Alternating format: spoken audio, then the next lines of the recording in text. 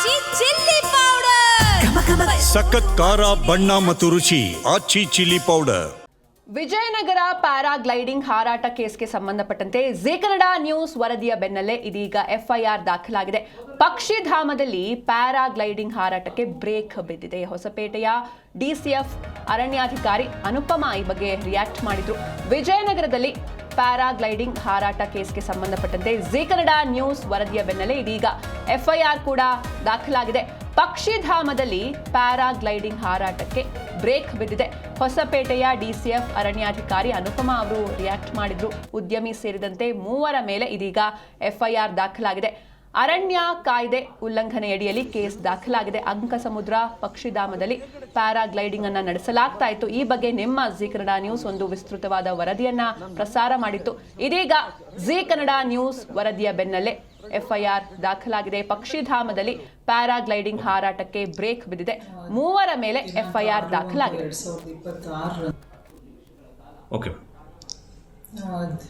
ದಿನಾಂಕ 6/1/2026ರಂದು ನಮ್ಮ ಹಗರಿಬೊಮ್ಮನಹಳ್ಳಿಯಲ್ಲಿ ಇರುವಂಥ ಅಂಕಸಮುದ್ರ ಪಕ್ಷಿ ಸಂರಕ್ಷಿತ ಪ್ರದೇಶದಲ್ಲಿ ಪ್ಯಾರಾಗ್ಲೈಡಿಂಗ್ ಮೂಲಕ ಹಾರಾಟ ನಡೆಸ್ತಾ ಇದ್ದಾರೆ ಅಂತೇಳಿ ನಮಗೆ ಮಾಹಿತಿ ಬಂತು. ಮತ್ತು ಪತ್ರಿಕೆಯಲ್ಲೂ ಕೂಡ ಇದು ಪ್ರಸಾರ ಆಗಿತ್ತು.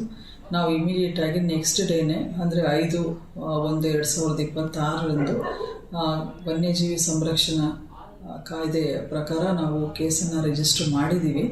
ಈಗ ಸಾಕಷ್ಟು ವಲಸೆ ಪಕ್ಷಿಗಳು ಬರ್ತಾ ಇರೋದ್ರಿಂದ ಈ ರೀತಿ ಹಾರಾಟ ಮಾಡೋದು ಮೊದಲನೇದಾಗಿ ಅದು ನಿಷೇಧಿತ ಪ್ರದೇಶ ಆಗಿರುತ್ತೆ. ಆಮೇಲೆ ಈ ರೀತಿ ಹಾರಾಟ ಅಲ್ಲಿ ಆ ಭಾಗದಲ್ಲಿ ಪಕ್ಷಿಗಳಿಗೆ ತೊಂದರೆ ಆಗೋದ್ರಿಂದ ನಾವು ಕಾನೂನು ಪ್ರಕಾರ ನಾವು ಕ್ರಮವನ್ನು ತಗೊಂಡಿದ್ದೀವಿ.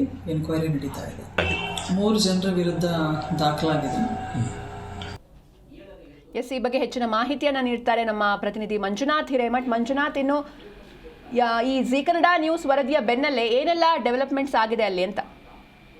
ಸಿಂಚನ ಏನು ನಿಷೇಧಿತ ಪ್ರದೇಶದಲ್ಲಿ ಪ್ಯಾರಾಗ್ಲೈಡಿಂಗ್ ಹಾರಾಟ ಕೂಡ ಮಾಡಲಾಗಿತ್ತು. ಅಂದ್ರೆ ವಿಜಯನಗರ ಜಿಲ್ಲೆ ಹಗರಿಬೊಮ್ಮನಹಳ್ಳಿ ತಾಲೂಕಿನ ಅಂಕಸಮುದ್ರ ಪಕ್ಷಿಧಾಮ.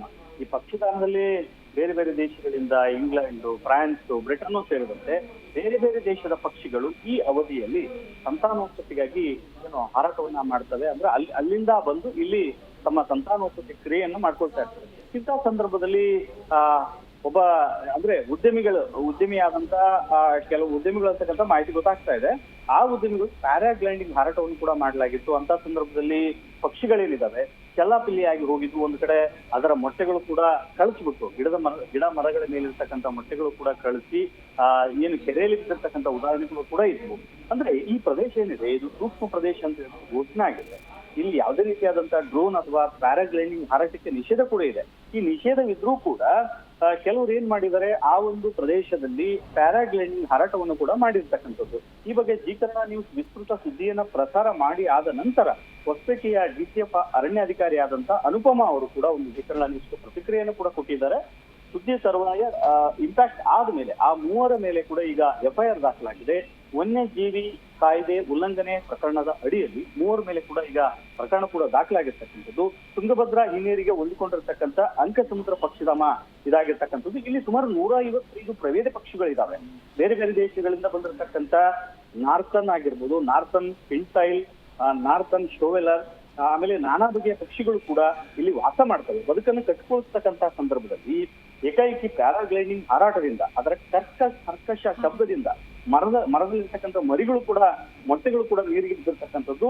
ಈ ನಿಟ್ಟಿನಲ್ಲಿ ಕೂಡ ವರದಿಯ ನಂತರ ಈಗ ಎಚ್ಚೆತ್ತುಕೊಂಡಿರ್ತಕ್ಕಂಥ ಅರಣ್ಯ ಇಲಾಖೆ ಅಧಿಕಾರಿಗಳು 3 ಮೇಲೆ ಎಫ್ಐಆರ್ ಕೂಡ ದಾಖಲು ಮಾಡಿರ್ತಕ್ಕಂಥದ್ದು. ಮತ್ತೆ ಯಾವುದೇ ರೀತಿಯಾದ ಮುಂದಿನ ದಿನಗಳಲ್ಲಿ ಯಾರು ಕೂಡ ಈ ಭಾಗದಲ್ಲಿ ಯಾವುದೇ ಪ್ಯಾರಾಗ್ಲೈಡಿಂಗ್ ಆಗಲಿ ಡ್ರೋನ್ ಆಗಲಿ ಹಾರಾಟ ಮಾಡಬಾರ್ದು ಅನ್ನುವಂತಹ ಒಂದು ಎಚ್ಚರಿಕೆಯನ್ನ ಅರಣ್ಯ ಅಧಿಕಾರಿಗಳು ಕೊಟ್ಟಿರ್ತಕ್ಕಂಥದ್ದು. ಸಿಂಚನ, ಥ್ಯಾಂಕ್ ಯು ಮಂಜುನಾಥ್ ಹಿರೇಮಠ್ ನಿಮ್ಮೆಲ್ಲ ಡೀಟೇಲ್ಸ್ಗಾಗಿ.